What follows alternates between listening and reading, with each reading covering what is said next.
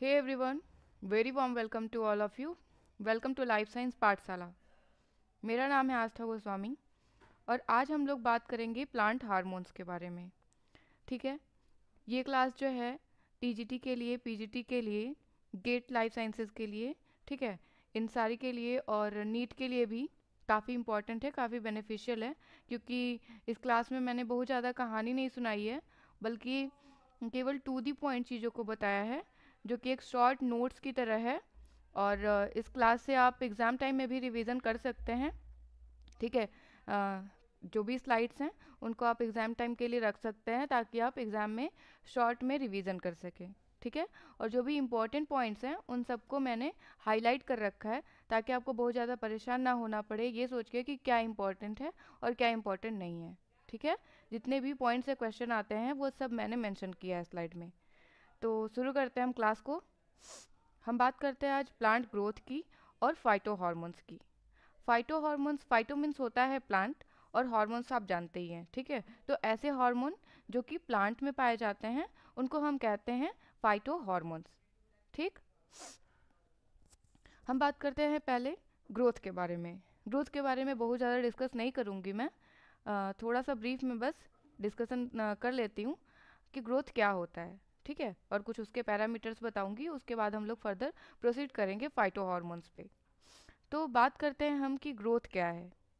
Growth is irreversible change. ठीक है, growth एक इरिवर्सिबल चेंज है। ठीक है, और ये चेंज किस में होता है? किसी भी ऑर्गेनिज्म के शेप में, साइज में और उसके वॉल्यूम में। ठीक है, अगर किसी भी ऑर्गेनिज्म के बॉडी में उसके शेप में, साइज में और उसके वॉल्यूम में चेंजेस आते हैं, और वो चेंजेस जो है इरिवर्सिबल होते हैं, और साथ ही साथ उसकी वजह से उसके ड्राई मैटर में भी इंक्रीजमेंट देखने को मिलता है। ठीक है, तो इस प्रोसेस को हम कहते हैं ग्रोथ। मतलब ग्रोथ क्या है? ये एक तरीके का ऐसा चेंज है जो कि इरिवर्सिबल है, मतलब वो चेंज नहीं हो सकता। एक बार जो चेंज हो गया किसी ऑर्गेनिज्म के शेप में, साइज में और वॉल्यूम में, एक बार जो चेंजेस आ गए तो वो वापस से अपने पिछली अवस्था में, पिछले इनिशियल स्टेज में नहीं जा सकता है। तो इस तरीके का जो चेंज होता है उसको हम इरिवर्सिबल चेंज कहते हैं, जो कि बदला नहीं जा सकता है। और साथ ही साथ इस चेंज की वजह से क्या होता है कि उस ऑर्गेनिज्म का जो ड्राई मैटर है वो भी इंक्रीज होता है। ठीक है, तो इस तरीके का जो चेंज होता है उसको हम ग्रोथ कहते हैं। अब अगर ड्राई मैटर क्या होता है ये आपको नहीं पता है, तो फॉर एग्जांपल अगर हम किसी प्लांट को लेते हैं या किसी भी ऑर्गेनिज्म को हम ले लेते हैं, और उसकी बॉडी से सारा का सारा वाटर जो है अगर हम रिमूव करते हैं, सारा वाटर अगर इवापोरेट हो जाता है, तो उसके बाद उसकी बॉडी का जितना भी कंस्टिट्यूएंट बचेगा उसको हम कहते हैं ड्राई मैटर। ठीक है, तो किसी भी ऑर्गेनिज्म की बॉडी विदाउट वाटर कही जाएगी उस ऑर्गेनिज्म का ड्राई मैटर। ठीक है, तो किसी भी ऑर्गेनिज्म का ड्राई मैटर भी इंक्रीज होता है जब उसकी ग्रोथ होती है तो। और उसके ग्रोथ में क्या होता है? इरिवर्सिबल चेंजेस आते हैं उसके शेप में, साइज में और उसके वॉल्यूम में। ठीक है, अब अगर हम ग्रोथ की बात कर रहे हैं और यहाँ पे हम क्योंकि प्लांट्स के बारे में बात कर रहे हैं, तो हम देख लेते हैं कि प्लांट्स में किस तरीके का ग्रोथ होता है। ठीक, तो हम पहले बात करते हैं यूनिसेलुलर प्लांट्स की। यूनिसेलुलर प्लांट्स मतलब ऐसे प्लांट्स जो कि सिंगल सेल से बने हो। ठीक है, केवल सिंगल सेल के ही जो प्लांट्स होते हैं उनको हम यूनिसेलुलर प्लांट कहते हैं।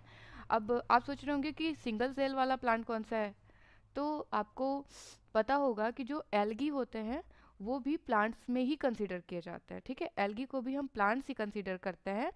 तो जो उसमें सबसे मोस्ट प्रिमिटिव टाइप का एल्गी है वो है साइनोबैक्टीरिया, मतलब ब्लू ग्रीन एल्गी, जो कि मोस्टली यूनिसेलुलर होते हैं। ठीक है, सिंगल सेल से बने होते हैं। तो जो यूनिसेलुलर, अब आपको समझ में आ गया कि यूनिसेलुलर प्लांट्स क्या हैं, तो हम बात करते हैं यूनिसेलुलर प्लांट में ग्रोथ की। ठीक है, तो यूनिसेलुलर प्लांट्स जो होते हैं उनमें अगर आप ग्रोथ की बात करें तो ग्रोथ जो है ओवरऑल होता है, मतलब उनकी ग्रोथ जो है ओवरऑल कही जाती है। अब इस ओवरऑल का क्या मतलब है? ओवरऑल ग्रोथ का मतलब होता है कि अगर ये सेल है तो पूरे सेल में हर जगह इक्वल ग्रोथ होगा। मतलब ऐसा नहीं है कि अगर ये सेल है तो इसके केवल इस कोने में ही ग्रोथ हो रहा है और इस कोने में या इस कोने में या बीच में या इधर कहीं ना हो रहा हो। ऐसा नहीं है, ग्रोथ जो है एक रीजन पे रेस्ट्रिक्टेड नहीं होता, पूरे के पूरे सेल में ग्रोथ होती है और इक्वल ग्रोथ होती है, ठीक है। तो इस तरीके का ग्रोथ जो है ओवरऑल ग्रोथ कहा जाता है और ये यूनिसेलुलर प्लांट में होता है। जबकि मल्टी सेलुलर प्लांट के केस में क्या होता है कि मल्टी सेलुलर प्लांट के केस में जो ग्रोथ होता है वो ओवरऑल नहीं होता, वो रेस्ट्रिक्टेड होता है। केवल कुछ स्पेसिफिक रीजन में ही ग्रोथ हमें देखने को मिलती है मल्टी सेलुलर प्लांट में। और ये जो रेस्ट्रिक्टेड रीजन होता है जहाँ पे ग्रोथ होती है उस रीजन को हम कहते हैं मेरिस्टेम, ठीक है। तो मल्टी सेलुलर प्लांट में जो ग्रोथ वाला रीजन होता है वो केवल और केवल मेरिस्टेम होता है, ठीक है। ये आपके माइंड में होना चाहिए, ठीक। अब जब हमने मेरिस्टेम पढ़ा कि मेरिस्टेम जो है ऐसा रीजन है जहाँ पे केवल और केवल उसी जगह पे ग्रोथ होती है प्लांट के केस में, तो हम ये भी देख लेते हैं कि मेरिस्टेम कितने टाइप का होता है, ठीक। हम ब्रीफ डिस्कशन करेंगे और केवल उसके इम्पोर्टेंट फंक्शन के बारे में बात करेंगे यहाँ पे। और जो भी चीज़ें मेंशन है स्लाइड में सब की सब मोस्ट इम्पॉर्टेंट है, ठीक है। हम बात करते हैं कितने टाइप का होता है मेरिस्टेम। तो मेरिस्टेम प्लांट में मेनली 3 टाइप का होता है, एपिकल मेरिस्टेम, इंटरकैलरी मेरिस्टेम और लेटरल मेरिस्टेम, ठीक है। हम बात करते हैं एपिकल मेरिस्टेम के बारे में कि ये कहाँ पाया जाता है और इसका क्या फंक्शन है, ठीक। तो एपिकल मेरिस्टेम जो है ये रूट और शूट के एपेक्स पे प्रेजेंट होता है।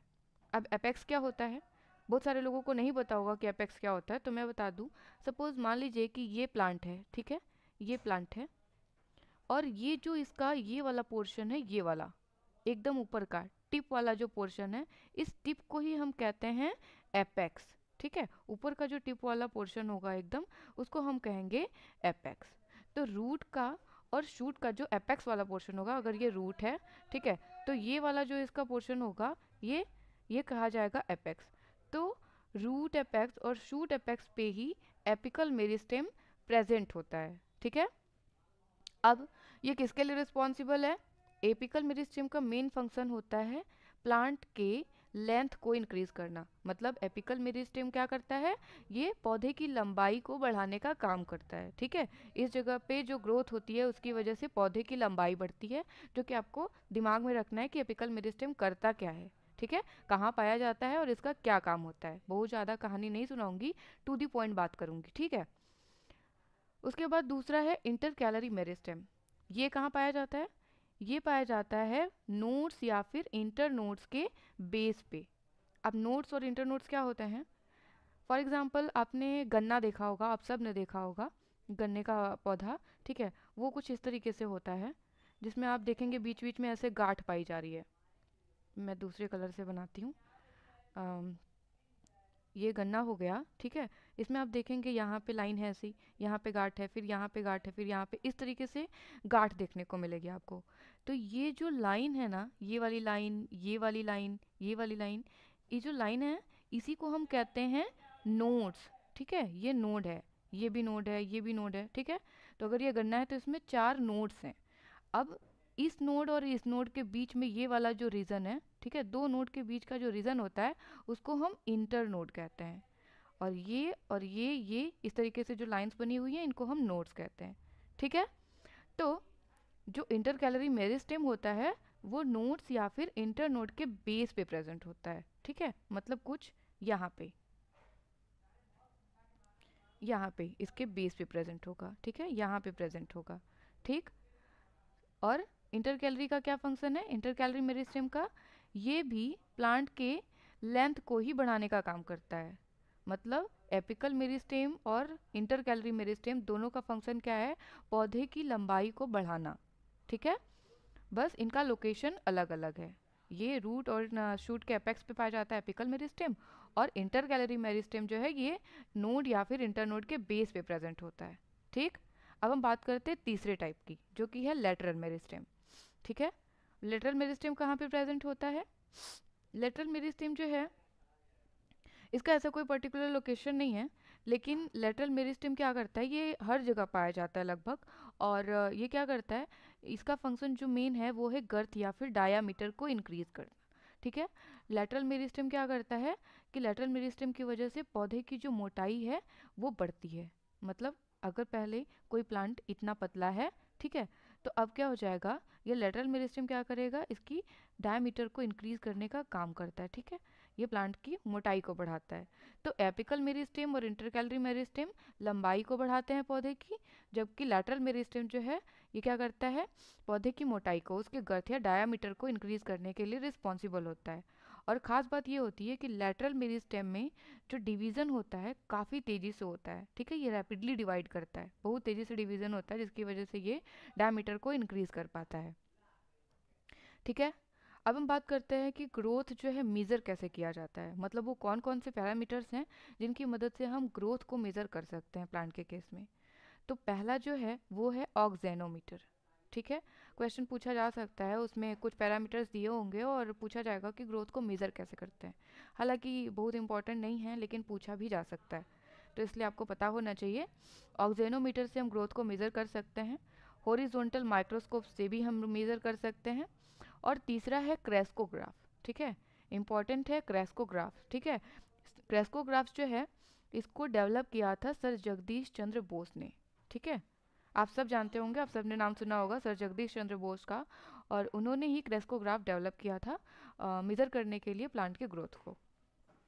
ठीक है, अब ग्रोथ पढ़ लिया तो हम ग्रोथ के हार्मोन्स के भी बारे में पढ़ लेते हैं कि ग्रोथ को इंक्रीज़ करने के लिए या ग्रोथ को रेगुलेट करने के लिए प्लांट में कौन कौन से हार्मोन्स होते हैं। ठीक है, तो ग्रोथ हार्मोन्स कहें या फिर फाइटो हार्मोन्स कहें या प्लांट हार्मोन कहें या ग्रोथ रेगुलेटर्स कहें, ग्रोथ रेगुलेटर्स कहना बिल्कुल ठीक नहीं होगा, मतलब एग्जैक्टली नहीं होगा। ये क्यों नहीं होगा ये मैं बताऊंगी आपको, बट हम प्लांट हार्मोन को ग्रोथ हार्मोन या फाइटो हार्मोन्स भी कहते हैं। फाइटो मीन्स प्लांट होता है, जैसे कि मैं बता चुकी हूँ आपको। ठीक है, तो हम डिस्कस करेंगे प्लांट हार्मोन्स के बारे में। सबसे पहले हम बात करते हैं कि ग्रोथ हार्मोन्स क्या होते हैं। तो ऐसे हार्मोन्स जो कि ग्रोथ में पार्टिसिपेट करते हैं उनको हम कहते हैं ग्रोथ हार्मोन्स। ठीक है, अब फाइटो हार्मोन्स को ग्रोथ रेगुलेटर्स भी कहा जाता है।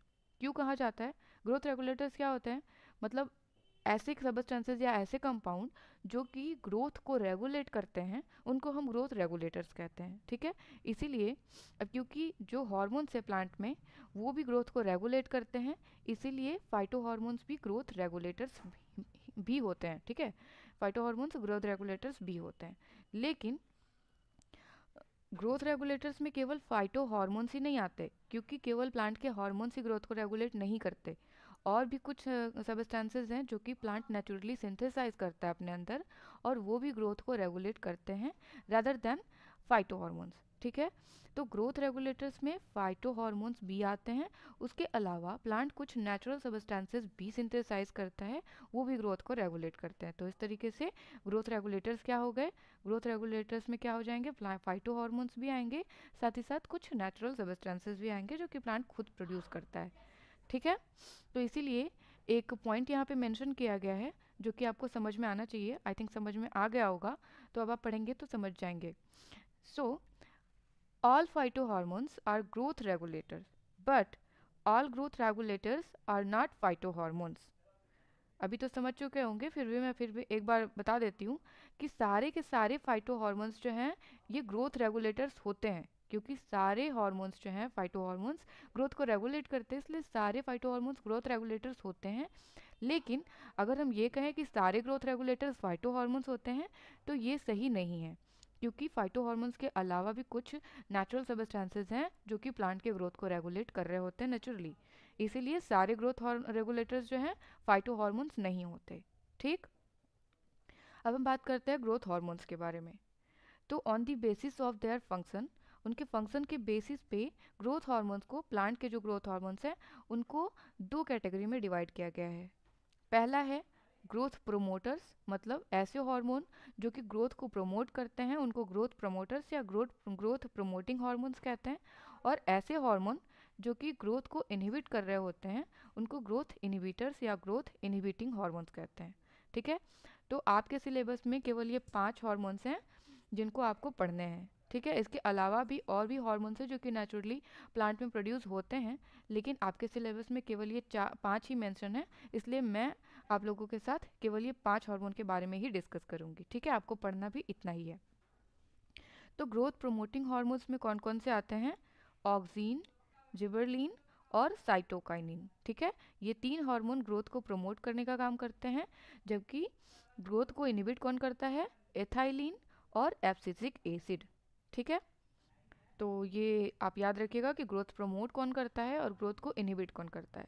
अभी जब हम डिस्कस करेंगे तो आपको ज़्यादा अच्छे से याद हो जाएगा।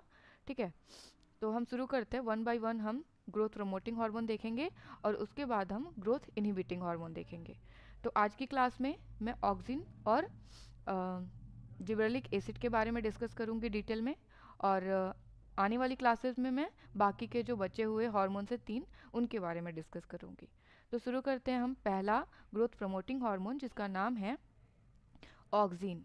ठीक है, तो ऑक्सिन बना कैसे, सबसे पहले सवाल ये आना चाहिए दिमाग में कि ऑक्सिन का प्रिकर्सर क्या है, ऑक्सिन किससे बना होगा।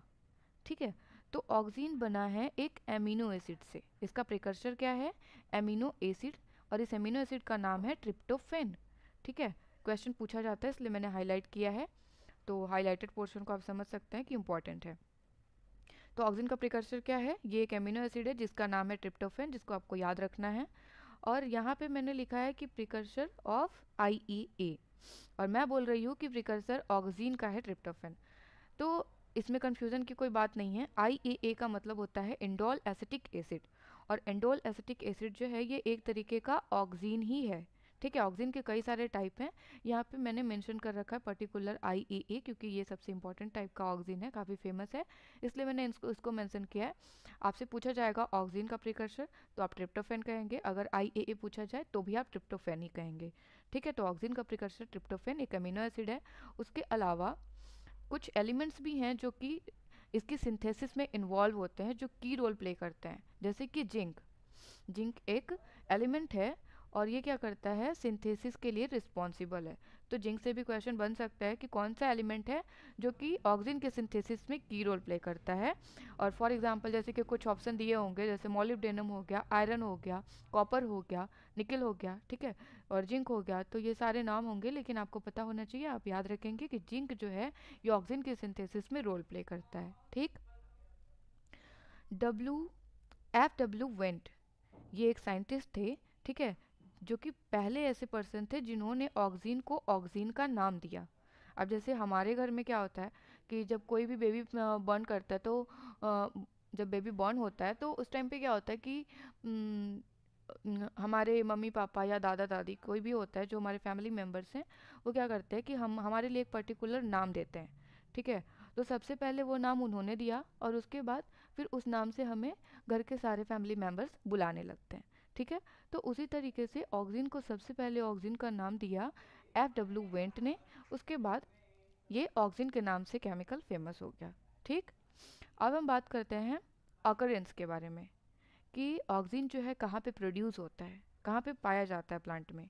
ठीक है, तो ऑक्सिन जो है जनरली ग्रोइंग टिप्स पे, स्टेम और रूट के ग्रोइंग टिप पे प्रोड्यूस होता है। ठीक है, अभी हम लोगों ने एपिकल मेरिस्टेम के बारे में पढ़ा, और एपिकल मेरिस्टेम का लोकेशन क्या था, ये टिप पे पाया जा रहा था। ठीक है, टिप पे, रूट और शूट के टिप पे पाया जा रहा था, यहाँ पे एपेक्स पे। और उसी तरीके से ऑक्सिन कहाँ प्रोड्यूस हो रहा है, ये भी ग्रोइंग टिप पे ही, जहाँ पे भी ग्रोइंग टिप होगा, जहाँ पे ग्रो कंटिन्यू हो रहा होगा प्लांट, वहाँ पे उस ग्रोइंग टिप पे स्टेम और रूट के ये ऑक्सिन प्रोड्यूस होता है। ठीक है, अब हम बात कर लेते हैं कि ऑक्सिन का ट्रांसपोर्ट कैसे होता है, क्योंकि ऑक्सिन का ट्रांसपोर्ट जो है ये इम्पॉर्टेंट है। इससे क्वेश्चन आते हैं कि ऑक्सिन का ट्रांसपोर्ट कैसा होता है। तो आप देख सकते हैं पोलर ट्रांसपोर्ट मैंने हाईलाइट किया है। तो ऑक्सिन जो है ये पोलर ट्रांसपोर्ट शो करता है। ठीक है, पोलर ट्रांसपोर्ट का मतलब ये होता है कि ऑक्सिन का जो मूवमेंट होता है वो केवल एक ही डायरेक्शन में होता है, मतलब एक सिंगल डायरेक्शन में वो मूव करेगा, या तो वो शूट से रूट की तरफ आएगा, ठीक है, या फिर वो रूट से शूट की तरफ जाएगा। ठीक है, वो दोनों डायरेक्शन में मूव नहीं करता, वो केवल एक ही डायरेक्शन में एक टाइम पे मूव करता है। तो इस तरीके का जो मूवमेंट होता है इसी को हम कहते हैं पोलर ट्रांसपोर्ट। ठीक है, ऑक्सिन का ट्रांसपोर्ट पोलर है, मतलब एक डायरेक्शन में हो रहा है। अब साइंस की लैंग्वेज में इसे हम बेसिपेटल और एक्रोपिटल ट्रांसपोर्ट कहते हैं। अब बेसिपिटल और एक्रोपिटल ट्रांसपोर्ट का क्या मतलब होता है, बेसिपिटल का मतलब होता है कि ऑक्सिन का जो ट्रांसपोर्ट होगा वो शूट से रूट की तरफ होगा। ठीक है, और एक्रोपिटल का मतलब ये होता है कि ट्रांसपोर्ट जो है रूट से शूट की तरफ होगा। अब याद रखने का तरीका मैं आपको बताऊं कि आप अपने दिमाग में एक चीज़, एक कॉमन सेंस रख सकते हैं कि बेसी में क्या आ रहा है, बेस।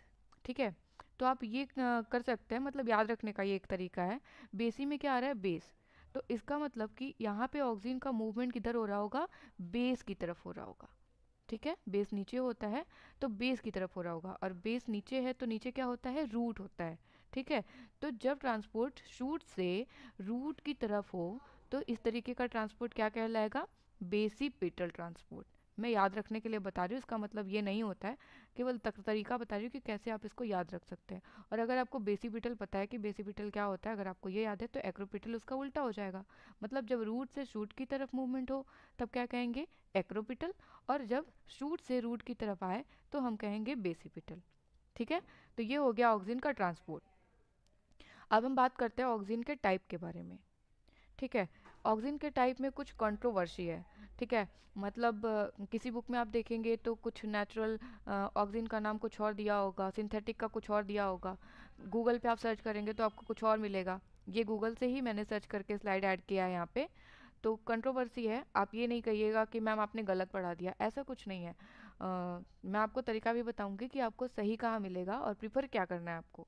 ठीक है, मेरा काम है आपको पढ़ाना, तो मैं पढ़ा रही हूँ, और मैं आपको इसका ऑप्शन भी बताऊंगी कि आपको क्या करना चाहिए सही आंसर प्रिफर करने के लिए। तो हम बात करते हैं नेचुरल और सिंथेटिक ऑक्सीजन के बारे में। ऐसा ऑक्सीजन जो कि प्लांट खुद प्रोड्यूस करता हो उसको हम नेचुरल ऑक्सीजन कहेंगे, और ऐसा ऑक्सीजन जो कि केमिकली सिंथेसाइज किया जा रहा हो आउटसाइड द प्लांट, जो कि हम सिंथेसाइज करते हैं, ह्यूमन सिंथेसाइज करते हैं, उसको कहते हैं सिंथेटिक या आर्टिफिशियल ऑक्सीजन। ठीक है, तो नेचुरल ऑक्सीजन क्या है, नेचुरल ऑक्सीजन में कौन कौन से आते हैं, इंडोल एसिटिक एसिड, जैसा कि पिछली स्लाइड में मैंने आपको बताया कि IAA जो है एक तरीके का ऑक्सीजन ही है। ठीक है, तो indole acetic acid natural oxygen है। इंडोल प्रोपियोनिक एसिड IPA ये भी नेचुरल ऑक्सीजन है। इंडोल ब्यूटारिक एसिड IBA, और फिनाइल एसिटिक एसिड PAA। ठीक है, ये IAA IPA IBA PAA ये सारे नेचुरल ऑक्सीजन है, ठीक, जो प्लांट खुद प्रोड्यूस करता है। और सिंथेटिक ऑक्सीजन में कौन से आ जाएंगे, ये क्या करते हैं, जैसे कि 2,4 dichlorophenoxy acetic acid 2,4-D, 2,4,5 trichlorophenoxy acetic acid जिसको 2,4,5-T का कहा जाता है। उसके अलावा नेप्थाइलिन एसिटिक एसिड NaA। ठीक है, ये जो है ये तीनों ये सिंथेटिक ऑक्सीजन है। ठीक है, जिनके पास ऑक्सीजन की प्रॉपर्टी होती है और प्लांट सिंथेसाइज नहीं करता इनको। ठीक, तो मैंने जैसा कि पहले ही बताया आपको ये कंट्रोवर्शियल टॉपिक है। कुछ जगहों पे आपको ये नेचुरल मिलेगा, कुछ जगहों पे इसको सिंथेटिक बोलेंगे। ठीक है, तो आपको करना ये है कि अ, आप अपना क्वेश्चन पेपर देखिए, और क्वेश्चन पेपर में ये जितने भी, ये तो श्योर है कि ये सिंथेटिक है, लेकिन कन्फ्यूज़न केवल इसमें होता है, कुछ जगहों पे कहते हैं नेचुरल है, कुछ जगहों पे कहते हैं केवल इतने में, कुछ जगहों पे कहते हैं सिंथेटिक है। तो ऐसा होता है कि कुछ प्लांट्स जो होते हैं ये इस इन तीनों को प्रोड्यूस करते हैं नेचुरली, लेकिन ज़्यादातर ये देखा गया है कि प्लांट प्रोड्यूस नहीं करते हैं, इसीलिए इनको सिंथेटिक में रखा जाता है। तो आप क्या करेंगे कि आप अपना क्वेश्चन पेपर लेंगे, और क्वेश्चन पेपर में जो आंसर प्रेफर किया होगा, अगर क्वेश्चन में आया है कि ये नेचुरल है या सिंथेटिक, तो एग्जामिनर ने आंसर की में जो आंसर दिया होगा कि ये नेचुरल में है या सिंथेसिस में है, सिंथेटिक में है, केवल आप उसे ही प्रेफरेंस देंगे और उसे ही अपनी माइंड में रखेंगे, जो भी आप एग्ज़ाम प्रिपेयर कर रहे होंगे जिस एग्ज़ाम के लिए। ठीक है, क्योंकि एग्जामिनर अपने ही अकॉर्डिंग आंसर देते हैं और अपने अकॉर्डिंग ही मार्क्स देते हैं। वो हमारे अकॉर्डिंग, गूगल के अकॉर्डिंग या फिर किसी बुक के अकॉर्डिंग नहीं चलते हैं।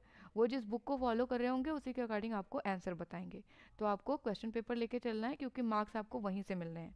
ठीक, तो ये है एक तरीका ऑक्सीजन के टाइप के बारे में, जिससे कोई कन्फ्यूज़न नहीं होगी। अब हम बात करते हैं एंटीऑक्सीडेंट के बारे में।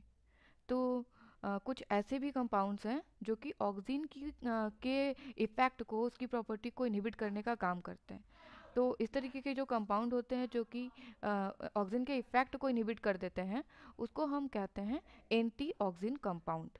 जैसे कि जो फेमस इनहिबिटर्स हैं जो कि एंटी ऑक्सीजन हैं, वो है टीबा और नपा। ठीक है, टीबा का फुल फॉर्म क्या है, टी से हो जाएगा 2,3,5 ट्राई, आई से हो जाएगा आइडो, बी से बेंजोइक और ए से एसिड। ठीक है, 2,3,5 ट्राई आइडो बेंजोइक एसिड को हम शॉर्ट में कहते हैं टीबा। और NPA का क्या मतलब है, 1N नेप्थाइल थैलेमिक एसिड। ठीक है, ये कुछ फेमस एंटी ऑक्सीजन या फिर ऑक्सीजन इनहिबिटर्स हैं जो कि आपको दिमाग में रखना है, क्योंकि इनसे क्वेश्चन पूछे जाते हैं और आप कंफ्यूज हो जाते हैं कि ये नेचुरल है, सिंथेटिक है या इनहिबिटर है। तो इसके लिए आपको एक कुछ करना पड़ेगा, मतलब आप ऐसा कर सकते हैं कि इनकी लिस्ट बना लीजिए और इसको आप दीवार पे पेस्ट कर दीजिए अपने, या फिर जहाँ भी आप रहते हैं अपने आसपास कहीं भी चिपका लीजिए। आप उसको रोज़ रोज़ देखेंगे, रिवाइज करेंगे, तो आपकी ये कन्फ्यूज़न दूर हो जाएगी, क्योंकि इस कन्फ्यूज़न में आप अपने मार्क्स गंवा देते हैं। मैक्सिमम लोग करते हैं ऐसा कन्फ्यूज़न की वजह से। इसलिए कह रही हूँ कि लिस्ट बना के चिपका लेंगे, या फिर जो भी आपको सही लगे आप कर सकते हैं याद रखने के लिए।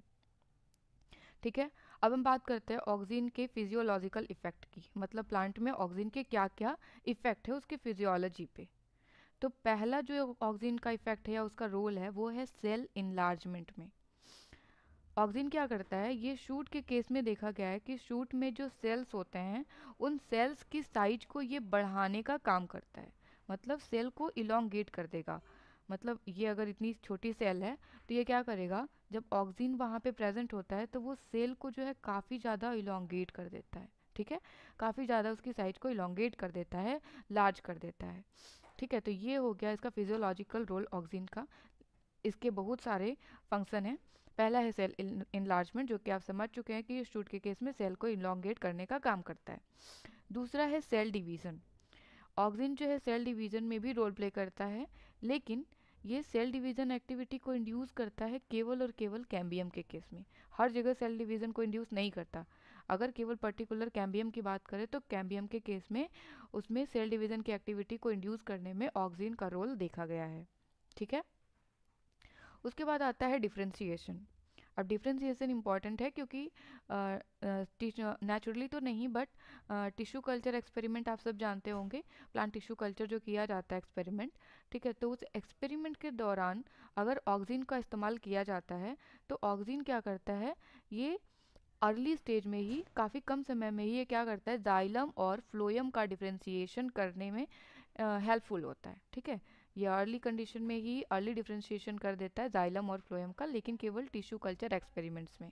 ठीक, तो ये डिफ्रेंशिएशन में रोल प्ले करता है और ये डिफ्रेंशिएशन डिपेंड करता है ऑक्सीजन के कॉन्सेंट्रेशन पे। ठीक है, उसके अलावा प्लांट टिश्यू कल्चर एक्सपेरिमेंट में ही ये रूट इनिशिएशन भी कराता है। इसका अगला जो फंक्शन है वो है रूट इनिशिएशन, मतलब रूट का फॉर्मेशन करना। ठीक है, तो जनरली ऑक्सीजन क्या करता है, रूटिंग इनिशिएट करता है, मतलब रूट का फॉर्मेशन कराता है। टिश्यू कल्चर में आप ऑक्सीजन ऐड कर देंगे तो आप देखेंगे कि कुछ समय के बाद जो है उसमें नए नए रूट्स प्रोड्यूस होने लगते हैं। ठीक है, रूट इनिशिएट होते हैं। लेकिन इसका एक और फंक्शन है रूट में, अगर कोई रूट है जो पहले से फॉर्मेशन उसका हो चुका है तो ये रूट के ग्रोथ को इनहिबिट करने का भी काम करता है। ठीक है, ये दो अलग अलग फंक्शन है। एक हो गया रूट इनिशिएशन, नई रूट का फॉर्मेशन कराता है ऑक्सीजन, लेकिन जो रूट्स पहले से हैं उनके ग्रोथ को भी इनहिबिट करता है, उनकी ग्रोथ होने नहीं देता। तो ये दो अलग फंक्शन है जो कि ऑक्सीजन से रिलेटेड है और दोनों रूट से भी रिलेटेड है। ठीक है, तो इनमें कंफ्यूज मत होइएगा। और जो मोस्ट पोटेंट टाइप का रूट इनिशिएटर है वो है IBA। IBA मतलब इंडोल ब्यूटारिक एसिड, जो कि एक नेचुरल ऑक्सीजन है। ये मोस्ट पोटेंट टाइप का रूट इनिशिएटर देखा गया है प्लांट टिश्यू कल्चर एक्सपेरिमेंट के दौरान। अब जो दूसरा मोस्ट इम्पॉर्टेंट फंक्शन है ऑक्सीजन का वो है एपिकल डोमिनेंस। एपिकल डोमिनेंस आप सबने सुना होगा। तो एपिकल डोमिनेंसी क्या होती है?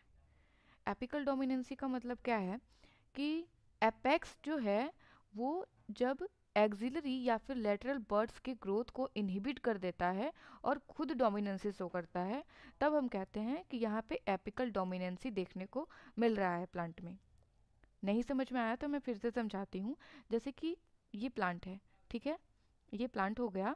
ठीक, तो इसका ये वाला जो पोर्शन है, ये जो एपेक्स वाला पोर्शन है, ये वाला, ये जो एपेक्स वाला पोर्शन है, ठीक है, ये एपिकल पोर्शन भी कहलाएगा, एपेक्स भी कहलाएगा, ये टिप भी कहलाएगा। ठीक है, तो ये जो एपिकल वाला पोर्शन है ये क्या करता है कि प्लांट में आप देख रहे होंगे, आपने देखा होगा, अगर आपने प्लांट को, छोटे पौधे को ध्यान से देखा होगा तो आप देखेंगे कि प्लांट में जो है ऐसे लीव्स निकली होती हैं तो कुछ छोटे छोटे से बर्ड्स भी निकले होते हैं। ठीक है, छोटे छोटे से बर्ड्स, और यहाँ पे ऊपर कंटिन्यू जो है सीधे ग्रोथ, छोटे प्लांट की मैं बात कर रही हूँ, उनमें जो है सीधे जो है कंटिन्यू ऊपर की तरफ ग्रोथ होती रहती है, लेकिन कोई ब्रांचेस नहीं होते हैं। ऐसे लीफ निकली होती है, छोटे बर्ड्स भी होते हैं, लेकिन कोई ब्रांचिंग आपको देखने को नहीं मिलेगी, केवल सीधे ही पौधा लंबाई में बढ़ता जाता है, बढ़ता जाता है। ठीक है, तो क्या हो रहा होता है यहाँ पे कि ये जो एपेक्स वाला रीजन होता है ना, ये क्या करता है कि ये इस जो लेटरल ब्रांचेस होती हैं ना, उनको निकलने ही नहीं देता, उनके ग्रोथ को इनहिबिट करके रखता है। ठीक है, तो इसी को हम कहते हैं जब एपिकल पोर्शन खुद डोमिनेंसी शो करे और वो लेटरल ब्रांचेस को निकलने से रोक दे, इनहिबिट कर दे उनके ग्रोथ को, तब इस फिनोमेना को हम कहते हैं एपिकल डोमिनेंसी। ठीक है, लेकिन अगर हम इस एपेक्स को, ये जो एपेक्स है, ये जो टिप है, ठीक है, इसको हम रिमूव कर दें, इसको हम यहाँ से कट कर दें। ठीक, अगर हम यहाँ से कट कर देते हैं इस जगह से, तब क्या होगा कि अब क्योंकि जब तक ये टिप यहाँ पे प्रेजेंट था तब तक लेटरल ब्रांचेस नहीं निकल रही थी, लेकिन जैसे ही हमने इस टिप को कट कर दिया, तब हम क्या देखेंगे कि अब ये जो यहाँ पे छोटे छोटे से बर्ड्स निकले हुए थे, इनका ग्रोथ होने लगता है, और अब यहाँ से जो है लेटरल ब्रांचेस निकलने लगती हैं। अब यहाँ पे ग्रोथ नहीं होता, अब ये लंबाई में नहीं बढ़ता, बल्कि ये साइड साइड से ब्रांचेस बनाने लगता है और इसकी ब्रांचेस ग्रो करने लगती हैं। ठीक है, तो अब यहाँ पे क्या हो रहा है, यहाँ पे एपिकल डोमिनेंसी जो है ये रिमूव हो रही है। ठीक है, एपिकल डोमिनेंसी रिमूव हो गई। If apex is cut, then axillary bud show their growth. Axillary bud मतलब वो जो लेटरल साइड में जो बर्ड्स निकलती है छोटी छोटी सी, उन्हीं को एक्सिलरी या लेटरल बर्ड्स कहा जाता है। और अगर हम एपेक्स को कट कर दें तो एक्सिलरी बर्ड्स जो है अपना ग्रोथ शो करेंगी और हमें लेटरल ब्रांचेस दिखाई देने लगेंगे कुछ समय के बाद, कुछ दिनों के बाद। इसको हम कहेंगे एपिकल डोमिनेंसी रिमूव हो गई। ठीक है, अब आप समझ चुके होंगे। और ऑक्सीन का क्या रोल होता है एपिकल डोमिनेंसी में, अगर ये नहीं समझ में आया तो मैं बताऊं कि जो सूट में एपेक्स वाला जो रीजन होता है, टिप वाला, ऑक्सीन की सिंथेसिस भी वहीं पे होती है। इस टिप में ही मैंने बताया था कि प्रोडक्शन जो है ग्रोइंग टिप पे ही होता है ऑक्सीन का, तो इस एपेक्स में ही तो ऑक्सीन इकट्ठा हो रहा है, उसका प्रोडक्शन भी तो यहीं पे हो रहा है। तो अगर यहाँ पे ऑक्सीन है तो ये क्या कर रहा है कि लेटरल ब्रांचेस को ग्रो करने से रोक रहा है और खुद लंबाई में प्लांट को बढ़ाते जा रहा है। लेकिन अगर हमने ये एपेक्सी कट करके निकाल दिया तो क्या होगा, यहाँ पे ऑक्सीजन रहेगा ही नहीं। अब जब ऑक्सीजन है ही नहीं तो वो इस लेटरल ब्रांच को रोक नहीं पाएगा, जिसकी वजह से लेटरल ब्रांचेस निकल जाती हैं और एपिकल डोमिनेंसी रिमूव हो जाती है। तो इस तरीके से ऑक्सीजन एपिकल डोमिनेंसी में रोल प्ले करता है। ठीक है, थाइमन और स्कूग जो थे, इन्होंने ये रिपोर्ट किया, इन्होंने ये पाया कि एपिकल डोमिनेंसी में जो ऑक्सीजन रिस्पॉन्सिबल था, ऑक्सीजन जो मेन रोल प्ले कर रहा था, वो था इंडोल एसिटिक एसिड, IAA। ठीक है, एपिकल, क्योंकि ऑक्सीजन कई तरीके के होते हैं नेचुरली, लेकिन एपिकल डोमिनेंसी में किसका रोल था, इंडोल एसिटिक एसिड का। ठीक है, और आप एपिकल डोमिनेंसी का लाइव एग्जांपल अगर देखना चाहते हैं तो आप खुद घर पे भी एक्सपेरिमेंट कर सकते हैं। आप किसी प्लांट को देखिए, छोटे से पौधे को जो कि लंबाई में ग्रो कर रहा होगा, और जब उसके एपेक्स को कट कर देंगे तो कुछ दिनों के बाद आप देखेंगे कि उसमें साइड साइड से ब्रांचेस निकलने लग जाती हैं। ठीक है, तो पहले क्या होता है, एपिकल डोमिनेंसी होती है, जब आप कट कर देंगे तो एपिकल डोमिनेंसी रिमूव हो जाएगी और वहाँ से लेटरल ब्रांचेस ग्रो करने लगेंगे। ठीक है, और इसकी प्रैक्टिस देखने को कहाँ मिलती है, एपिकल डोमिनेंसी को रिमूव करने वाली जो प्रैक्टिस है ये देखने को आपको मिलेगी टी गार्डन में, हेजेस में, रोज़ गार्डन में। जनरली आप किसी भी गार्डन में जाएंगे तो आप देखेंगे कि कुछ समय के बाद पौधों की कटाई छटाई होती रहती है, जिसकी वजह से पौधा लंबाई में ना बढ़ करके उसमें बहुत सारी ब्रांचेस आ जाती हैं। ठीक है, बहुत घना दिखने लगता है, वहाँ पे यही होता है, एपिकल डोमिनेंसी को रिमूव कर दिया जाता है, जिसकी वजह से बहुत सारी लेटरल ब्रांचेस आ जाती हैं। ठीक, दूसरा इफेक्ट है फ्रूट फॉर्मेशन। ऑक्सीन जो है कार्पेल की साइज को इन्हेंस कर देता है। कार्पेल फीमेल पार्ट है फ्लावर का, और इसकी साइज को ऑक्सीन जो है काफ़ी बढ़ा देता है, जिसकी वजह से काफ़ी अर्ली स्टेज में ही फ्रूट का फॉर्मेशन होने लगता है। ठीक, अगला इफेक्ट है सेनेसेंस। तो अगर हम ऑक्सीन को अप्लाई करें, ऑक्सीन का छिड़काव करें पौधे पे, तो उसकी वजह से जो है सेनेसेंस का प्रोसेस भी रुक जाता है, डिले हो जाता है। मतलब सेनेसेंस का मतलब ये होता है कि आप देखेंगे कि कुछ समय के बाद पौधों की पत्तियां जो है पीली पड़ने लगती हैं। ठीक है, पतझड़ का मौसम आता है, पत्तियां पीली पड़ती हैं और गिर जाती हैं एक समय के बाद। ठीक है, एक टाइम पीरियड के बाद। तो ये जो है ये एक एज इफेक्ट है सेनेसेंस। ठीक, तो अगर हम ऑक्सीन को अप्लाई करते प्लांट पे तो सेनेसेंस का प्रोसेस जो है वो रिटार्ड हो जाता है, वो डिले हो जाता है, मतलब रुक जाता है कुछ समय के लिए। ठीक है, एब्सिसन, एब्सिशन में भी ऑक्सिन का रोल है। एब्सिशन का मतलब कि आप देखते होंगे कि पत्तियां जो है गिर जाती हैं, इमेच्योर लीफ भी गिर जाती है, मेच्योर फ्रूट्स गिर जाते हैं, ठीक है, ब्रांचेस टूट के गिर जाती हैं, तो इस प्रोसेस को हम कहते हैं एब्सिशन।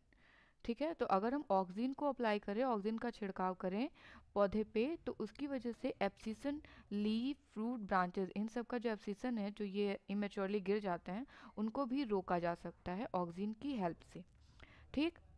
पार्थेनोकार्पी, ऑक्सिन जो है पार्थेनोकार्पी में भी की रोल प्ले करता है। की रोल तो नहीं कह सकते, लेकिन पार्थेनोकार्पी में ऑक्सिन का रोल होता है। ठीक है, अगर हम ऑक्सिन का छिड़काव कर दें तो हमें पार्थेनोकार्पिक फ्रूट जो है काफ़ी ज़्यादा मिलने लगेंगे। पार्थेनोकार्पी क्या होती है पहले हम ये समझ लेते हैं, उसके बाद हम बात करेंगे ऑक्सिन की। पार्थेनोकार्पी का मतलब होता है कि अगर कोई फ्रूट का डेवलपमेंट बिना फर्टिलाइजेशन के हो, मतलब फ्लावरिंग में जब फ्लावर्स बनते हैं तो उनमें फर्टिलाइजेशन होता है, उसके बाद फ्रूट का फॉर्मेशन होता है। तो अगर बिना किसी फर्टिलाइजेशन के ही फ्लावर से फ्रूट का डेवलपमेंट हुआ है, तो इस प्रोसेस को हम कहते हैं पार्थेनोकार्पी। ठीक है, और ऐसे फ्रूट, तो इसको हम क्या कहेंगे कि ऐसा फ्रूट जिसमें बिना किसी फर्टिलाइजेशन के, मतलब fruit without fertilization is called parthenocarpic fruit.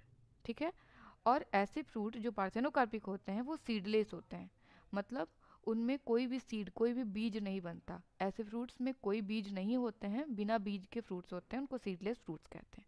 ठीक है, और अगर हम ऑक्सिन का छिड़काव कर दें तो पार्थेनोकार्पिक डेवलपमेंट, फ्रूट्स का पार्थेनोकार्पिक डेवलपमेंट काफ़ी ज़्यादा बढ़ जाता है।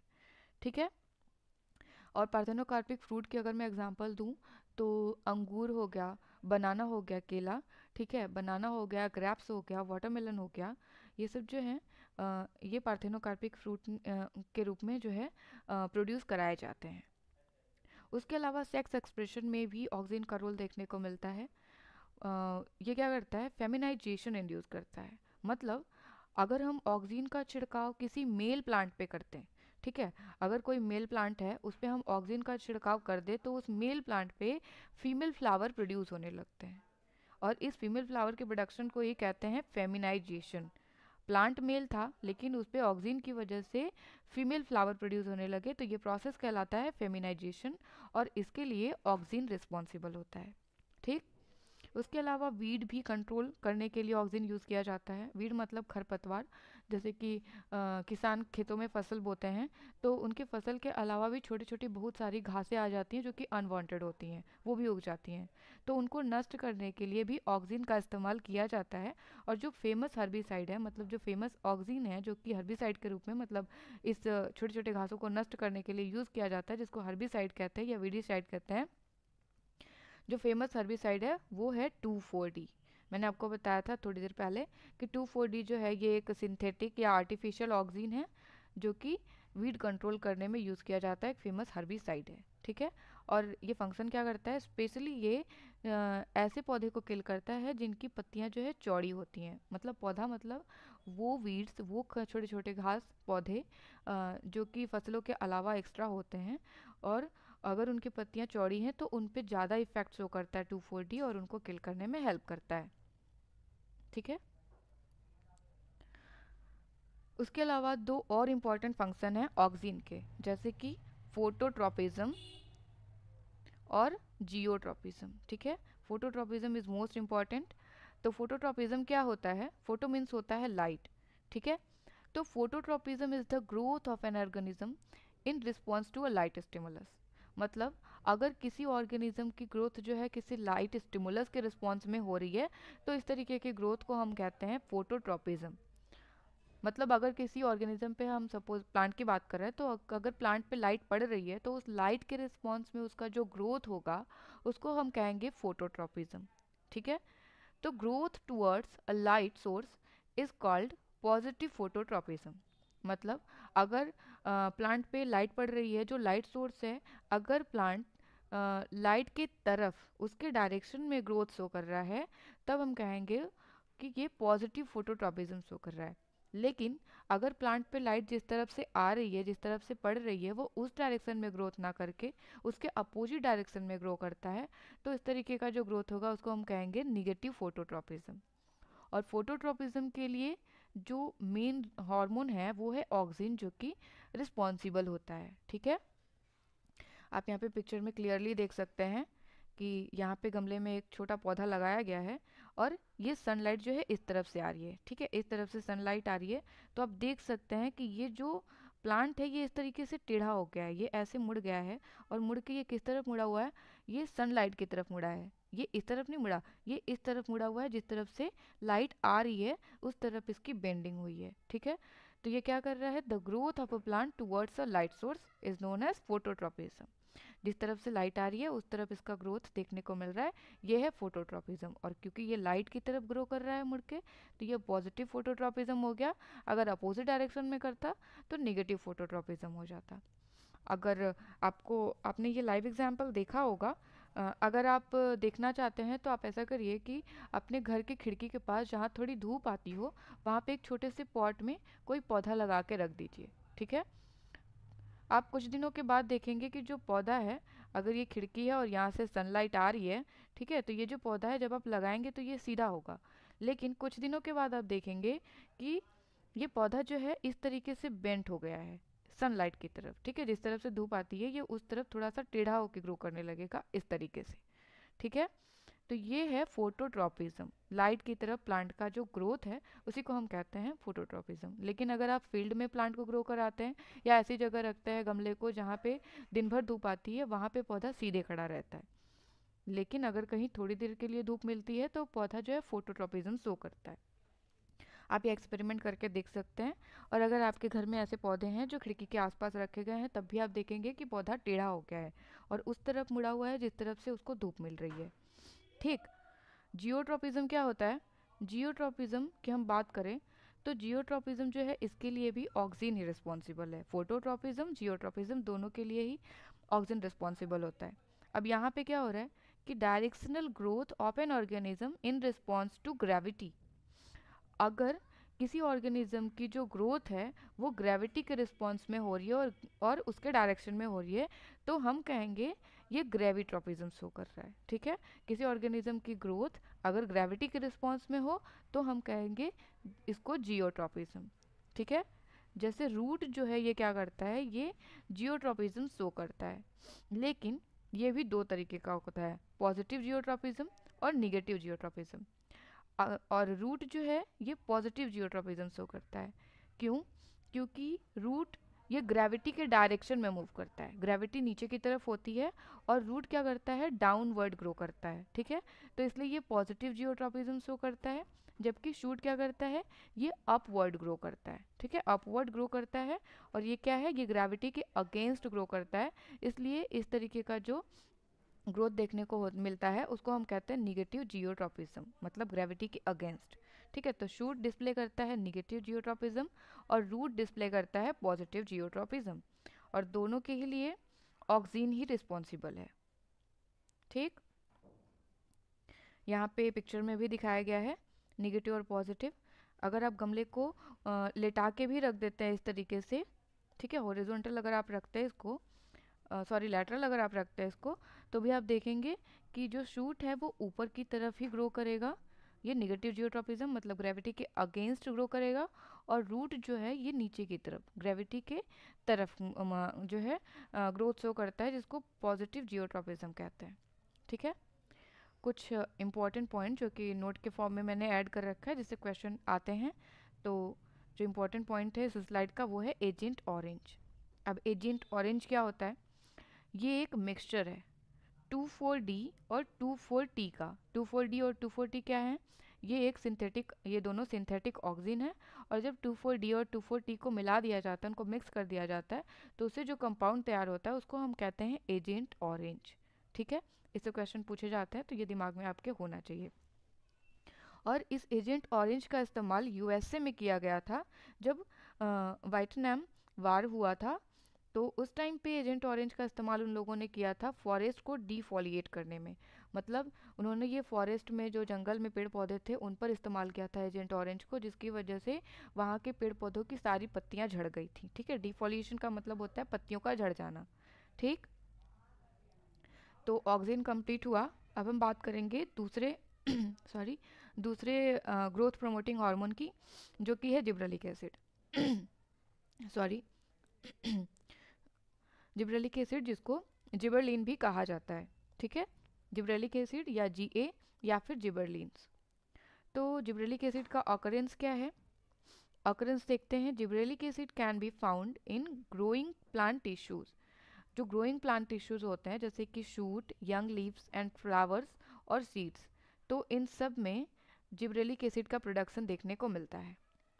ठीक, ये वेरी इंपॉर्टेंट टाइप का प्लांट हार्मोन है जिसको सबसे पहले जो है डिस्कवर किया गया था जापान में। ठीक है, जापान में सबसे पहले जिब्रेलिक एसिड की डिस्कवरी हुई थी, जहाँ पे ये देखा गया था कि जो राइस फील्ड थी वहाँ पे एक रोग हो रहा था। ठीक है, राइस फील्ड में एक रोग हो रहा था जिसको बेकने डिजीज़ या फिर फुली सीडलिंग के नाम से, फुली सीडलिंग डिजीज़ के नाम से जाना गया। ठीक है, ये जो बीमारी थी ये बहुत तेज़ी से राइस फील्ड में फैल रही थी। ठीक, और इस केस में क्या हो रहा था, जब ये रोग फैल रहा था तो उसमें क्या हो रहा था कि जो जितने भी धान के पौधे थे उनकी लंबाई काफ़ी ज़्यादा इंक्रीज हो जा रही थी। ठीक है, उनमें इंटरनोडल इलोंगेशन देखने को मिल रहा था, मतलब कि उनकी लंबाई बहुत ज़्यादा ही बढ़ जा रही थी। धान के पौधे काफ़ी लंबे लंबे हो रहे थे जहाँ भी ये बीमारी हो रही थी। ठीक है, फुली सीडलिंग डिजीज़ या फिर बेकने डिजीज़ हम कहें। ठीक, तो वहाँ पे रिसर्चर्स ने ये पाया कि ये जो बीमारी है ये एक फंगस की वजह से फैल रही है। ठीक है, ये रोग एक फंगस की वजह से फैल रहा था जिसका नाम था जिब्रेला फ्यूजिकोराई। ठीक है, इस जिब्रेला फ्यूजिकोराई की वजह से ही ये फुली सीडलिंग डिजीज इतना तेजी से राइस फील्ड में स्प्रेड हो रहा था। और ये फंगस करता क्या था कि ये एक केमिकल का सिक्रेशन करता था। ठीक है, ये एक केमिकल सिक्रेट करता था जिसकी वजह से धान के पौधे एबनॉर्मली लॉन्ग हो जा रहे थे। ठीक है, और ये जो केमिकल जो सिक्रीट कर रहा था ये, इस केमिकल को ही बाद में जिब्रेलिक एसिड या फिर जिबरलिन का नाम दिया गया। ठीक है, और इस फंगस का नाम इम्पॉर्टेंट है, जिब्रेला फ्यूजिकोराई, जिसका नाम बाद में बदल करके फ्यूजेरियम मोनिलीफॉर्मी रख दिया गया। ठीक है, तो इससे क्वेश्चन बनते हैं कि कौन सा फंगस है, ठीक है, जो कि बैक्नी डिजीज या फुली सीडलिंग डिजीज कॉज करता है और जिब्रेलिक एसिड प्रोड्यूस करता है। तो जिब्रेला फ्यूजिकोराई पहले नाम था लेकिन जिसको बदल के फ्यूजेरियम मोनिली फॉर्मी रख दिया गया। तो ये नाम इंपॉर्टेंट है जिसको आपको याद रखना है, और ये तो जिब्रेला है ही, ये कोई भी बता सकता है देख के। ठीक है, तो जो केमिकल था उसका क्या नाम था, जिब्रेलिक एसिड, जिसकी वजह से क्या हो रहा था कि धान के पौधे काफ़ी ज़्यादा लंबे हो जा रहे थे, जिसकी वजह से ये बीमारी बहुत तेज़ी से जापान में फैली थी, तभी जिब्रेलिक एसिड की डिस्कवरी हुई थी। और जो पहला जिब्रेलिक एसिड खोजा गया था वो था जिब्रेलिक एसिड 3, मतलब Ga3। तो यहाँ से भी क्वेश्चन बन सकता है कि जो पहला डिस्कवर्ड जिब्रेलिक एसिड था उसका क्या नाम है। तो जिब्रेलिक एसिड 3 या Ga3 जो है पहला डिस्कवर्ड जिब्रेलिक एसिड है। और आज के समय में 52 से ज़्यादा डिफरेंट टाइप के जिब्रेलिक एसिड जो है डिस्कवर किए जा चुके हैं। ठीक है, प्रिकर्सर ऑफ जिब्रेलिक एसिड की अगर हम बात करें कि जिब्रेलिक एसिड किससे मिलकर के बना होता है, इसकी यूनिट क्या है, तो जो प्रिकर्सर है वो है 5 कार्बन का कंपाउंड जिसका नाम है आइसोपेंटेनाइल पायरोफॉस्फेट। ठीक है, जिसको शॉर्ट फॉर्म में कहते हैं IPP। ठीक है, IPP आइसोपेंटेनाइल पायरोफॉस्फेट, जो कि 5 कार्बन का कंपाउंड है, और इसी IPP से मिलकर के ही जिब्रेलिक एसिड बना होता है। और यूजुअली 19 या 20 कार्बन का जिब्रेलिक एसिड होता है। ठीक, और जिब्रेलिक एसिड को डाईटर्पिन्स भी कहा जाता है, जिससे भी क्वेश्चन बन सकते हैं कि जिब्रेलिक एसिड क्या होते हैं। मोनोटर्पिन्स होते हैं, IPP मतलब आइसोपेंटेनाइल पायरोफॉस्फेट है, या डाईटर्पिन्स हैं या टेट्राटर्पिन्स हैं। ठीक है, ये पूछा जा सकता है। तो जिब्रेलिक एसिड जो है ये डाईटर्पिन्स होते हैं, जो कि आपको याद होना चाहिए। और डाईटर्पिन्स के बारे में बहुत ज़्यादा डिटेल में नहीं बताऊंगी मैं आपको, क्योंकि ये ज़रूरी नहीं है, बस आप इतना याद रखिए कि जिब्रेलिक एसिड जो है डाईटर्पिन्स होते हैं। डाईटर्पिन्स इनको इसलिए कहते हैं क्योंकि ये 2 मोनोटर्पिन्स से मिल करके बने होते हैं। अब टर्पिन्स क्या होते हैं, ये सेकेंडरी मेटाबोलाइट्स होते हैं जो कि प्लांट में पाए जाते हैं। ठीक है, प्लांट में प्रोड्यूस होते हैं। तो 2 मोनोटर्पिन्स, एक मोनोटर्पिन्स 10 कार्बन का होता है और 2 मोनोटर्पिन्स से मिलकर के जिब्रेलिक एसिड बने होते हैं, इसलिए इनको डाईटर्पिन्स कहते हैं। अब डाईटर्पिन्स और ये जिब्रेलिक एसिड क्या होते हैं, डाईटर्पिन्स 20 कार्बन के कंपाउंड्स होते हैं। ठीक है, तो इस तरीके से जिब्रेलिक एसिड का प्रिकर्सर क्या है, 5 कार्बन का कंपाउंड जिसका नाम है IPP। ठीक है, तो ये डाईटर्पिन्स कितने हैं, 20 कार्बन के कंपाउंड हैं। तो आप मुझे बताइए कि IPP के कितने मॉलिक्यूल्स लगेंगे तो हमें डाईटर्पिन्स या 20 कार्बन का कंपाउंड मिलेगा। ठीक है। तो 4 आईपीपी मिलकर के क्या करते हैं, 2 आईपीपी मिलकर बनाते हैं मोनोटर्पिन्स, और 2 मोनोटर्पिन्स मतलब 4 आईपीपी मिलकर के एक डाइटर्पिन्स बनाते हैं, जिससे कि बनता है जिब्रेलिक एसिड। क्लियर है? डाइटर्पिन्स और आईपीपी आपको याद होने चाहिए, ठीक है, बाकी कहानी भूल जाइए। अब हम बात करते हैं जिब्रेलिक एसिड के फिजियोलॉजिकल इफेक्ट की। इसके भी कुछ फिजियोलॉजिकल इफेक्ट हैं, जैसे कि 6-7 हैं जो मोस्ट इंपॉर्टेंट है, जो कि मैं मेंशन कर रखी हूँ। तो पहला इफेक्ट है seed germination and breaking of dormancy. ये क्या करता है, जिब्रेलिक एसिड जो है सीड जर्मिनेशन में हेल्प करता है, और साथ ही क्या करता है, अब सीड जो है वो डॉर्मेंट स्टेज में होते हैं, मतलब ऐसे आसानी से कुछ सीड ऐसे होते हैं जो काफ़ी जिद्दी स्वभाव के होते हैं और जल्दी जर्मिनेशन उनका नहीं होता है, लेकिन इसी जिद्दी स्वभाव को ब्रेक करने का काम जिब्रेलिक एसिड करता है। ये क्या करता है कि उनकी इस डॉर्मेंसी को ब्रेक कर देता है, जिसकी वजह से सीड का जर्मिनेशन हो जाता है, ठीक है। तो ये इन्हेंस करता है सीड जर्मिनेशन को, और सीड जर्मिनेशन को इन्हेंस ये कैसे करता है, उसके लिए जिब्रेलिक एसिड एक एंजाइम के सिंथेसिस को काफ़ी ज़्यादा इंड्यूस करता है, ठीक है। जिब्रेलिक एसिड का प्रोडक्शन होता है सीड में, और ये क्या करता है कि एक एंजाइम है जो कि मोस्ट इंपॉर्टेंट एंजाइम है अल्फा एमाइलेज, ठीक है। अल्फा एमाइलेज की सिंथेसिस को इंड्यूस करता है जिब्रेलिक एसिड, जिसकी वजह से ये क्या करता है कि ये इसकी डॉर्मेंसी को ब्रेक कर देता है सीड के, और सीड का जर्मिनेशन हो जाता है, ठीक है। तो सीड जर्मिनेशन को इन्हांस करने का काम करता है जिब्रेलिक एसिड, और डॉर्मेंसी को ब्रेक करने का काम करता है, ठीक। दूसरा काम है bolting. Bolting most important phenomena है, ठीक है, जिसका आप लोग अपने खेतों में, जो लोग गांव से होंगे उन लोगों ने खेतों में देखा होगा बोल्टिंग को। आज मैं बताऊंगी कि बोल्टिंग होता क्या है, ताकि आप आसानी से उसको कनेक्ट कर सकें। तो अगर हम जिब्रेलिक एसिड को अप्लाई कर देते हैं रोसेट प्लांट पे, रोसेट प्लांट का मतलब कि जैसे स्पिनच हो गया, पालक और गाजर हो गया, मूली हो गया, तो ये रोसेट प्लांट्स है। रोसेट प्लांट का मतलब कि जिनमें एक ही जगह गुच्छे में ढेर सारी पत्तियां निकली हो, जैसे आप देखेंगे पालक में एक ही जगह से ढेर सारी पत्तियां निकलती हैं, मूली में भी एक जगह से ढेर सारी पत्तियां निकलती है, गाजर में भी, रेड और टर्निप में, सलजम में, ठीक है। तो ये रोसेट प्लांट्स हैं।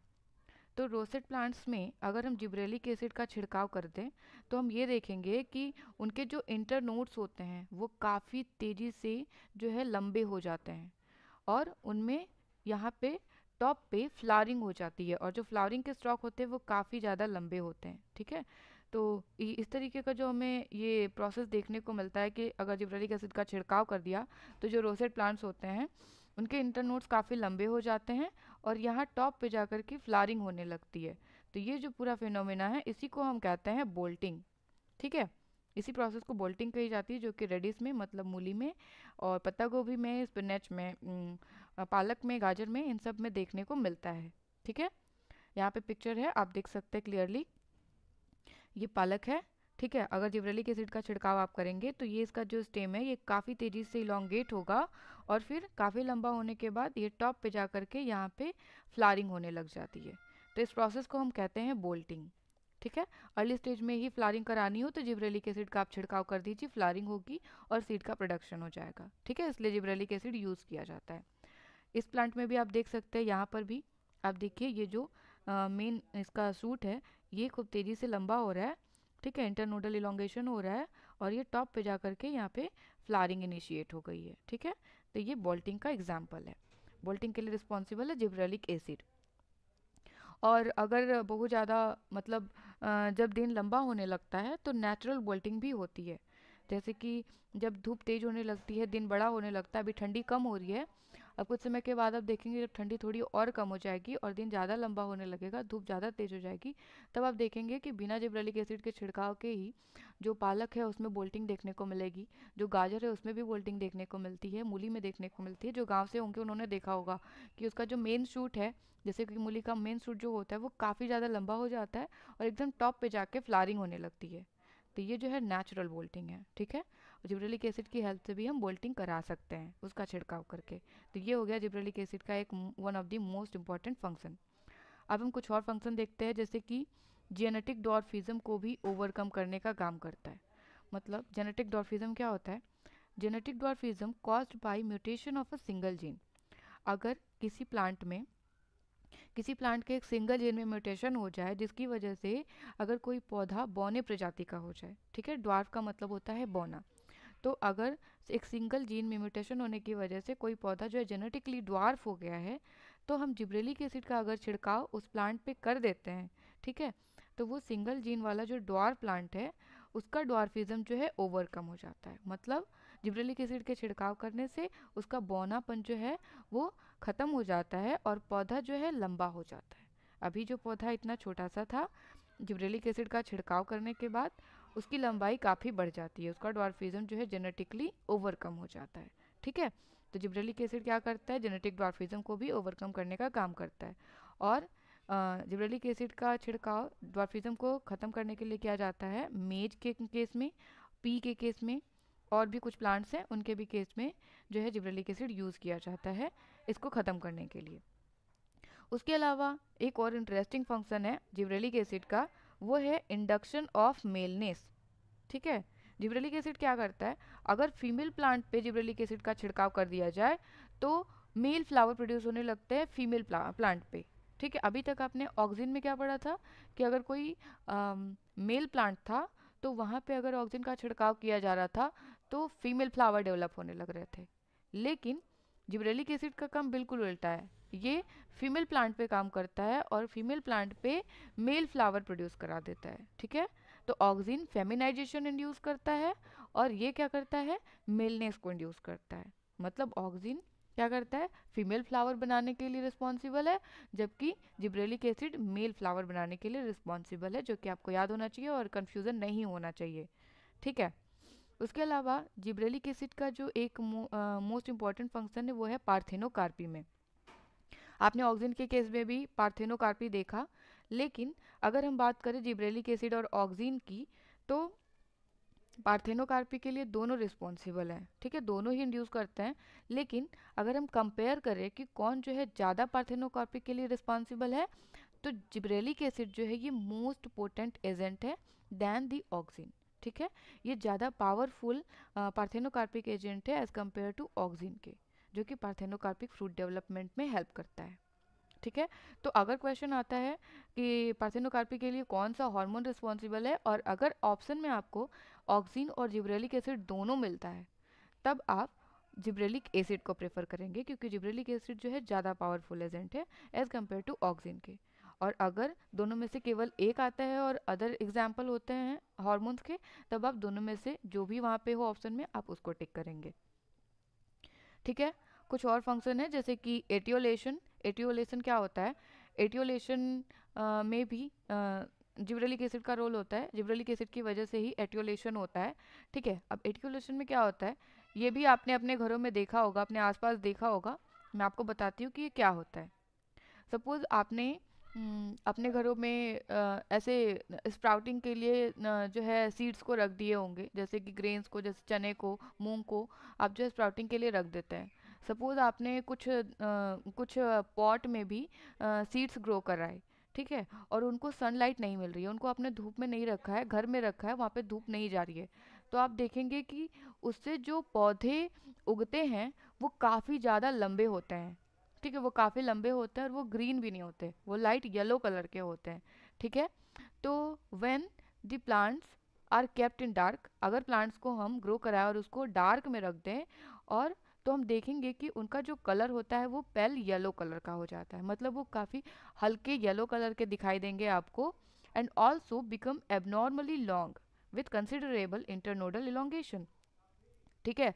वो आप देखेंगे कि वो काफ़ी ज़्यादा लंबे हैं, हल्के पीले रंग के हैं, हरे बिल्कुल नहीं दिखते हैं, हल्के पीले रंग के होते हैं, और साथ में जो है उनमें इंटरनोडल इलोंगेशन देखने को मिलता है, ठीक है। तो ये जो इस तरीके का फिनोमिना देखने को मिलता है उस प्लांट में डार्क कंडीशन में रखने पे, इसी प्रोसेस को, इसी फिनोमिना को हम क्या कहते हैं, एटियोलेशन। मतलब प्लांट को डार्क में ग्रो कराया तो वो लाइट येलो कलर का दिखने लगता है और उसमें एबनॉर्मल जो है काफ़ी ज़्यादा इलोंगेशन होने लगता है उसके इंटरनोड में। तो इस तरीके का जो लंबा पौधा दिखेगा जो येलो कलर का होता है उसको हम कहते हैं इलोंगेशन, सॉरी एटियोलेशन, लेकिन डार्क कंडीशन में, ठीक है। आप यहाँ पे देख सकते हैं ये पहला वाला जो पॉट है इसमें जो प्लांट्स हैं ये लाइट कंडीशन में ग्रो कराए गए हैं, और ये जो दूसरा वाला है ये डार्क कंडीशन में ग्रो कराया गया है, ये एटियोलेटेड प्लांट्स हैं, ठीक है, इसमें एटियोलेशन देखने को मिल रहा है। सीड्स ग्रो कराया गया, आप देख सकते हैं ये कितना ज़्यादा लंबा है, और आप इनकी पत्तियों को देख सकते हैं, ये लाइट येलो कलर के हैं, ग्रीन नहीं है, जबकि ये वाले जो हैं ये ग्रीन कलर के हैं क्योंकि इनको लाइट में रखा गया है। और आप इनका इलोंगेशन भी देख सकते हैं, इनकी लंबाई देखिए काफ़ी छोटी है, और इनकी लंबाई देखिए काफ़ी ज़्यादा ये लंबे हैं, ठीक है। तो जो दूसरा वाला पॉट है ये एटियोलेटेड प्लांट्स हैं, और ये जो है ये एटियोलेटेड प्लांट्स नहीं है, ठीक है। तो ये हो गया एटियोलेशन, जिसमें जिब्रेलिक एसिड का रोल होता है, जिब्रेलिक एसिड की वजह से ही एटियोलेशन होता है डार्क कंडीशन में, ठीक है। उसके अलावा जो लास्ट फंक्शन है वो है increase in size of cluster of grapes, ठीक है। अगर जिब्रेलिक एसिड का छिड़काव कर दिया जाए ग्रेप्स पे, तो उसके जो गुच्छे होते हैं उनकी साइज जो है काफ़ी इंक्रीज हो जाती है, मतलब अगर अंगूर पे छिड़काव कर दिया जाए जिब्रेलिक एसिड का तो उसके क्लस्टर की साइज जो है काफ़ी इंक्रीज हो जाती है, ठीक है। तो ये था gibberellic acid. Thank you so much for watching this lecture, ठीक है। अगली क्लास में हम लोग बाकी जो हॉर्मोन्स बचे हुए हैं तीन, साइटोकाइनिन, एथाइलिन और एब्सिसिक एसिड, उनके बारे में हम डिटेल में डिस्कस करेंगे, ठीक है। तब तक सेफ रहिए, अच्छे से कंटिन्यू पढ़ाई करते रहिए। Thank you.